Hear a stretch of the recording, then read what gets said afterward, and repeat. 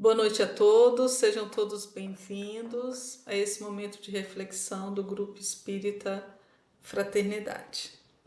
Meu nome é Soraya, costumo estar com vocês mais ou menos uma vez por semestre, então agradeço, por essa oportunidade. Quem já me conhece faz cara de primeira vez, porque eu sempre inicio questionando se estamos todos aqui. E o convite é justamente por conta de tantas vezes nós revisitarmos o passado e trazermos tantas angústias, tantas tristezas, tantas culpas, tantas mágoas, e isso nos adoece. Ou tantas vezes nós nos encaminhamos para o futuro e trazemos ansiedades, trazemos preocupações. E a vida, ela está acontecendo aqui e agora. Pode ser que alguma fala nossa aqui hoje feche um elo de entendimento aqui dentro. Só que para isso precisamos estar presentes. Outro ponto que é importante comentarmos aqui é que a nossa fala ela pode estar permeando, os 3 pontos da doutrina espírita. A doutrina espírita ela é ciência, a doutrina espírita ela é filosofia, a doutrina espírita ela é religião. Enquanto religião, nós somos cristãos, então tudo que tem a ver com Jesus nos interessa, nós queremos saber, nós estudamos. Enquanto cristãos, nós somos monoteístas. Há apenas um só Deus, Criador de todas as coisas. Dito isso, nós vamos fazer uma leitura de ambiente, da obra Pão Nosso, da coleção Fonte Viva, Chico Xavier pelo Espírito Emmanuel. O item é o 127, Lei de Retorno. E os que fizeram o bem sairão para a ressurreição da vida, e os que fizeram o mal para a ressurreição de condenação. Então é uma fala de Jesus do Evangelho de João, capítulo 5, versículo 29. Em raras passagens do Evangelho, a lei reencarnacionista permanece tão clara quanto aqui, em que o ensino do Mestre se reporta à ressurreição da condenação. Como entenderiam estas palavras os teólogos interessados na existência de um inferno ardente e imperecível?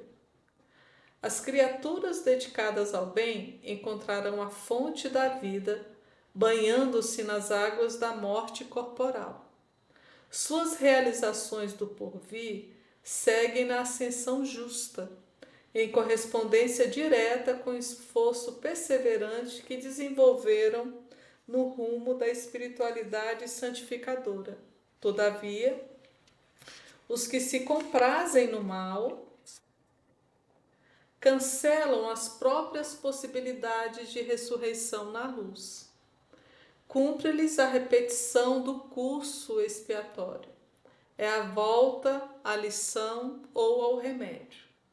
Não lhes surge diferente alternativa. A lei de retorno, pois, está contida amplamente nessa síntese de Jesus. Ressurreição é ressurgimento. E o sentido de renovação não se compadece com a teoria das penas eternas. Nas sentenças sumárias e definitivas não há recurso salvador. Por intermédio da referência do Mestre, contudo, observamos que a providência divina é muito mais rica e magnânima que parece. Haverá ressurreição para todos, apenas com a diferença de que os bons tê-la-ão em vida nova e os maus em nova condenação, decorrente da criação reprovável deles mesmos, Então a nossa leitura ela tem tudo a ver, com o tema da nossa reflexão de hoje, que fala justamente sobre as escolhas que fazemos enquanto vivos, enquanto na carne, e o que virá daquelas escolhas que fizemos, após o nosso desencarne.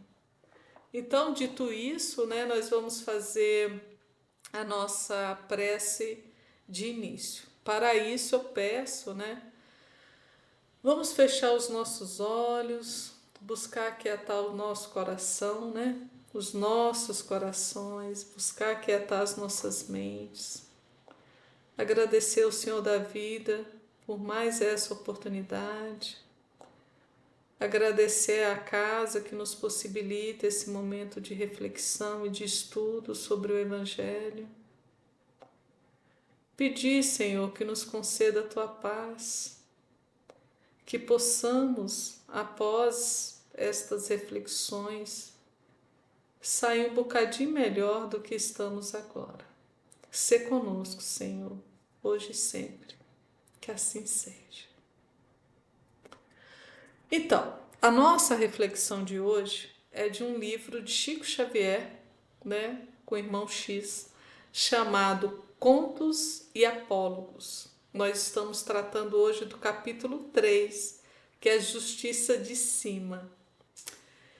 E esse capítulo, ele fala de 4 operários solteiros que faleceram em um acidente espetacular. Após o desencarne deles, na Terra, né, no mundo mundano que estamos, os 4 receberam o mesmo padrão, né, de despedida, né? Eles eram considerados excelentes, pessoas do bem e receberam as suas homenagens sociais e domésticas. Porém, ao desencarnar, cada um deles apresentava uma irradiação, uma vibração diferente. E cada um deles passou pela devida apreciação de um juiz. Esse juiz, ele passou alguns dias, né, fazendo análise do caso de cada um deles. E o interessante que tem nesse conto é que no dia do julgamento havia, né, uma numerosa assembleia que estava acompanhando, né, aqueles julgamentos. O primeiro desses operários, ele apresentava diversos pontos escuros no seu perispírito e tinha uma atmosfera pardacenta, foi o termo que o irmão X utilizou na obra. E qual era o ponto dele, né? Qual era o problema dele enquanto na carne, né? Ele utilizou os recursos de trabalho para fins inconfessáveis. Na obra consta assim: viúvas e órfãos têm amargas recordações da influência dele na terra. E qual foi o veredito? Recomeça a luta pela sua redenção. Você precisa reajustar e levar equilíbrio aos que prejudicou, né? Ele precisa restituir a paz e a segurança àquelas pessoas que ele acabou usando, digamos, de escândalo, né? Contra, no caso que o irmão X colocou, viúvas e órfãos. O segundo, ele apresentava irradiações cinzentas em seu perispírito.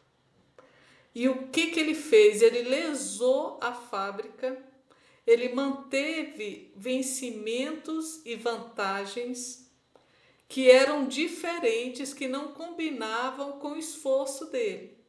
Então, ele tinha um bom salário, ele recebia vantagens, mas isso não condizia com o trabalho dele no dia a dia. Qual foi o veredito do juiz?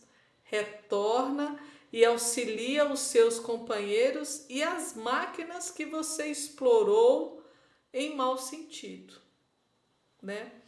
E aí o irmão X coloca assim: é indispensável o resgate de débitos de algumas milhares de horas junto daqueles que ele prejudicou. Olha só. Então, algumas milhares de horas em atividades de assistência a favor daqueles que ele prejudicou. O terceiro dele já apresentou uma diferença desses dois anteriores, né? Ele já tinha uma irradiação melhor, né, dos outros, e nessa vida ele viveu com correção. Ele não prejudicou as pessoas, ele não traiu as obrigações que ele contraiu, e ele recebeu do mundo aquilo que lhe era devido. Então a consciência dele estava quite com a lei. Olha que interessante. A consciência dele, lembrando onde é que estão as leis de Deus? Na nossa consciência. Então a consciência dele estava quite com as leis de Deus.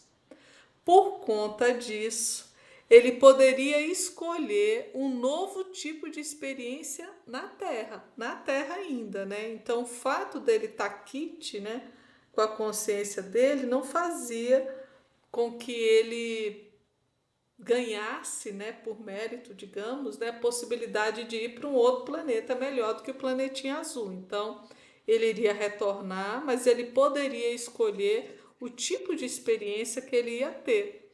Mas o processo de sublimação e de melhora iria continuar acontecendo na Terra. O quarto deles, né, era o melhor de todos. Ele apresentava um belo esplendor, segundo o irmão X, com raios de safira, emitindo felicidade e luz em todas as direções. Olha só. Então, a colheita dele tinha sido uma colheita elevada, porque durante a vida dele ele praticou serviços aos mais pobres, né? Então ele tinha esse trabalho de auxílio. Ele sempre foi uma pessoa muito humilde, trabalhadora, auxiliou os amigos dele quando estavam em alguma situação de dificuldade. E olha só os termos, né, que o irmão X utiliza. Ele foi um herói anônimo da renúncia, nunca prejudicou ninguém, teve respeito ao trabalho, sacrifício pelo bem de todos, apresentou bondade, confiança, estímulo, entusiasmo para todas as pessoas. Por conta disso, ele acabou ganhando, né, a possibilidade de ir para uma situação, né, extremamente melhor e até fora do planetinha azul. Então, esses 4 exemplos, né, a morte desses 4 operários solteiros, ela demonstra que para nós aqui na Terra é como se nós estamos vendo o outro, mas nós não sabemos do outro.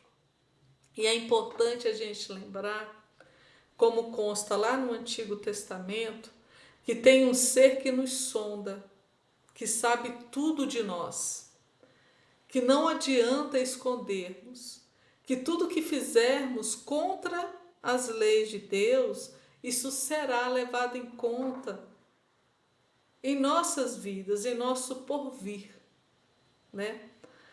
Agora, a segunda parte da reflexão que nós vamos fazer relacionada a esta obra, né? Contos e Desencontros, ou Contos e Apólogos, desculpa, é o seguinte, que segundo o codificador da doutrina espírita, né? Segundo a espiritualidade amiga, não existe um tribunal divino onde Deus estará lá pegando um caderninho para fazer um julgamento, né? Deus, ele não julga de forma primitiva ou arbitrária, né? A gente deve lembrar que o grande juiz das nossas ações é justamente a nossa consciência.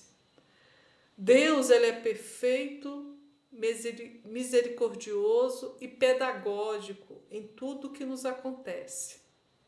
Então, colocando que o verdadeiro juiz é a nossa consciência, ao desencarnarmos, ao estarmos entre uma vida e outra, nesse processo, nesse lugar, né, que nós chamamos de erraticidade, é justamente lá que nós teremos a oportunidade de refletirmos sobre as nossas ações, E a partir destas reflexões, com o apoio dos nossos mentores, de toda uma equipe, né, espiritual que estará conosco, avaliarmos as nossas ações. Avaliarmos se o que fizemos foi bom ou foi ruim, se nós seguimos ou não as leis de Deus, né? Então não há uma sentença no sentido como nós vimos nessa leitura, né, nesse conto do irmão X. Porque o que tem ao final é justamente o que o capítulo 5º do Evangelho segundo o Espiritismo nos apresenta. As reencarnações, elas são justamente o instrumento que Deus utiliza para que a gente repare ou expie o que nós escolhemos, né, de forma equivocada em outras vidas. O capítulo 5º do Evangelho segundo o Espiritismo, ele é riquíssimo para trazer isso, quando ele coloca sobre causas atuais das aflições, né, e causas anteriores das aflições, dessa necessidade de pararmos, né, de buscarmos fazer essa autoanálise, né. Se pudéssemos, né, fazer diariamente, seria o ideal avaliar o que nós fizemos hoje, se as nossas atitudes foram as melhores, como é que a gente pode fazer diferente amanhã. Quando a gente se deparar em uma situação de muita aflição, de muita dificuldade, termos esse discernimento e avaliar, poxa, será que o que eu estou passando hoje tem a ver com alguma escolha que eu fiz nessa vida? Se eu tivesse feito ou deixado de fazer tal coisa, minha vida hoje seria diferente? E ao final dessas avaliações que são profundas e algumas são doloridas, né? Quando a gente não encontrar nenhuma razão para aquela situação, para aquela aflição, a gente entender que pode ter acontecido por conta de alguma escolha equivocada em outra vida. E que Deus, que é justo, que é amoroso, que é misericordioso, está nos proporcionando uma oportunidade de repararmos, né, uma escolha equivocada do passado. Então isso é muito importante guardar este entendimento, né? E é claro que a gente se utiliza de toda a literatura espírita, né, para a gente exemplificar alguns pontos, né? Na obra de André Luiz, chamada Libertação, né, nós temos Gregório, né? Eu acredito que muitas pessoas aqui conheçam essa obra, né? Gregório, em um plano, em uma região bem umbralina, ele tem autoridade e poder nessa região de sombras, né? Ele é um juiz ou um grande sacerdote. Só que o julgamento dele é conforme a lei de Talião. É olho por olho, dente por dente. Então, ele é um juiz severo. Ele avalia com sentimento de vingança, de punição. Então, o merecimento e o perdão não faz parte do palavreado de Gregório. Então, olha só, tem uma conversa que André Luiz tem com Gúbio, né, que é o benfeitor que André Luiz acompanha, né, nessa obra Libertação. E o Gúbio, em uma conversa que eles têm, ele fala assim, que os julgamentos são permitidos pelas leis divinas. Então, ter pessoas como Gregório é permitido pelas leis divinas. Aí a gente se pergunta, mas por que Deus ia permitir isso? E aí o questionamento que a gente faz é o seguinte: nós mudamos a nossa personalidade porque falecemos? Se eu acredito que vou falecer e vou dormir o sono dos justos, eu vou dormir o sono dos justos. Tem uma outra obra de André Luiz que coloca justamente a dificuldade de despertar os espíritos que acreditaram que iriam dormir o sono dos justos. Se eu faleço, se esse meu corpo físico falece, e eu, enquanto espírito imortal, guardo sentimentos de culpa, de que eu falhei mesmo, de que eu não tenho jeito mesmo, é claro que vai precisar aparecer um juiz, né, nessa erraticidade, para poder me educar, né, para poder fazer com que eu pague pela minha falta. Então, se avaliarmos, né, que há uma grande escala de espíritos, desde espíritos primitivos até espíritos bons, e que nós passamos por diversos processos reencarnatórios, milhares de processos reencarnatórios, a depender daquilo que eu acredito, a depender daquilo que eu trabalhei na minha vida, entre uma vida e outra eu estarei, né, tratando, né, passando pelos juízos. Ou juízes como Gregório, né, porque provavelmente eu estou carregada de culpa ou carregada de erros, achando que não tem jeito, que Deus não está olhando para mim, que eu devo realmente ir para o inferno.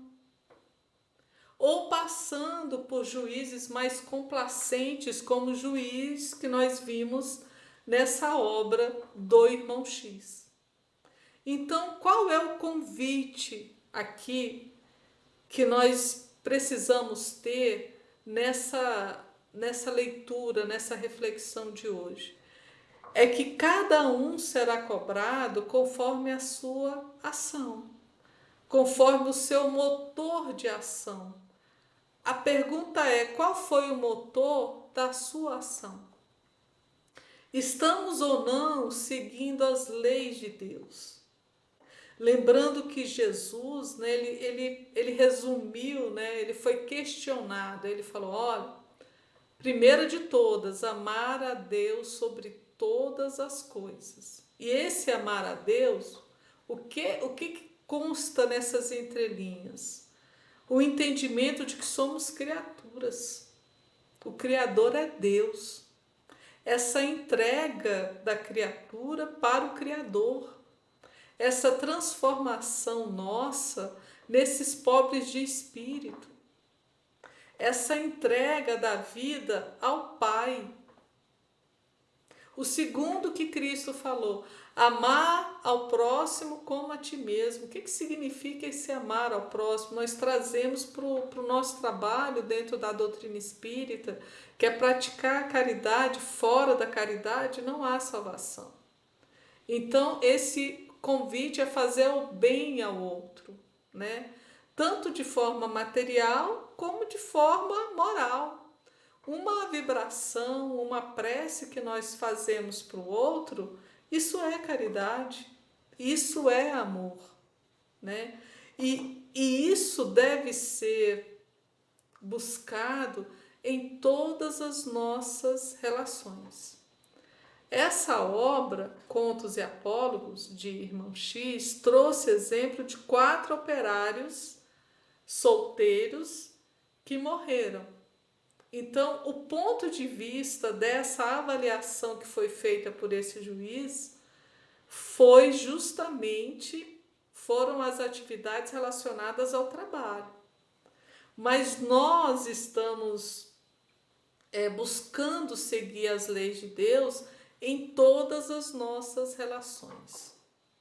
Conosco mesmo, com esse autocuidado conosco, no nosso ambiente familiar, nas nossas casas de oração, na nossa comunidade, enquanto cidadãos do mundo, né?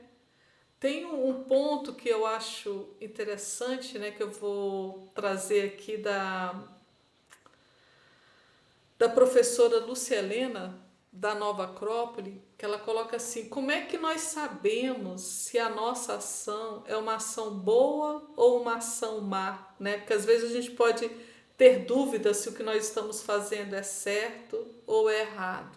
Enquanto cidadãos do mundo, o questionamento que devemos fazer é: Se o que eu estou fazendo ou se o que eu estou querendo fazer, se todo mundo fosse fazer, vai ser uma coisa boa, então isso é uma coisa boa. Se todo mundo for fazer o que eu estou fazendo, então isso não. E for algo ruim, isso não vai dar bom. Então, um exemplo que é bom a gente colocar, né? É assim: digamos que você está indo pegar o seu filho, sobrinho, na escola e você para o seu carro em qualquer lugar.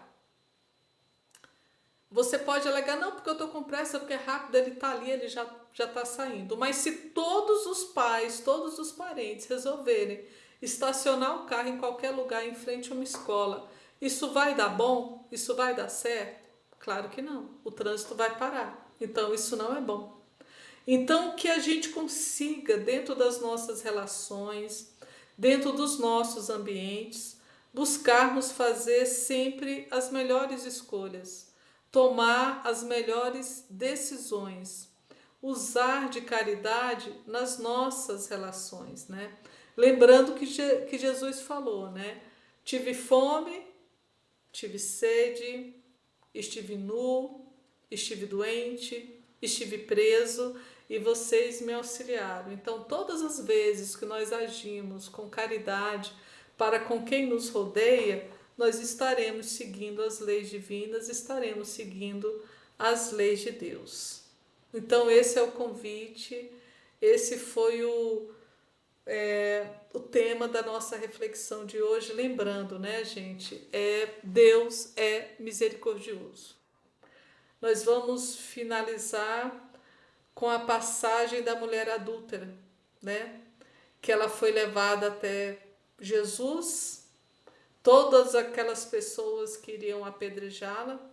Jesus, ele questionou, né, aquele que tivesse sem pecado que atirasse a primeira pedra. E todos foram saindo, primeiro os mais velhos, depois os mais jovens. Ao final ficou apenas Jesus e a mulher.